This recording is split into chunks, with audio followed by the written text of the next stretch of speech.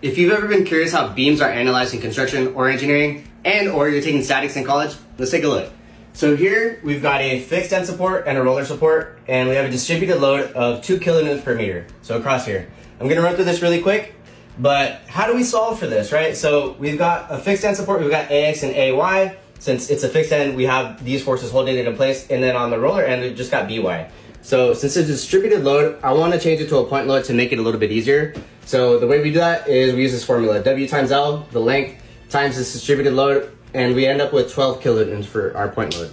Now we want to solve for our forces in the AY and BY direction. How do we do that? We currently have two unknowns, so we are going to take the sum of the moments about A, BY times 6 minus our 12 kilonewtons times 3. We end up with BY equals 6 kilonewtons. If you do this enough, you'll know that AY and BY are going to be the same for a situation like this. So BY equals 6 kilonewtons, but this is the math on how we solve for AY in a situation like this. But like I said, they're both the same. So 6 kilonewtons, AY and BY.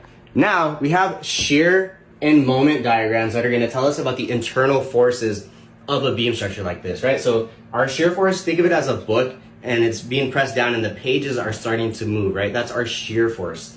So this is what the graph will look like. We said AY is 6, right? So here is 6 and it's a distributed load, so we expect this to be linear, right? Starts up at 6, and then these are the forces that it experiences internally in terms of shear, right? So this is what that looks like. And then our moment diagram, this is what it's going to look like. So if we think of this beam being pressed down, it's going to look something like this, right?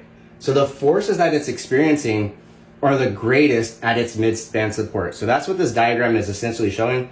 At the mid-span, it's experiencing the most internal forces, right? So that's just a quick run through on some of the math and everything that goes into, just analyzing a beam like this. But blueprints with Bob, let's go.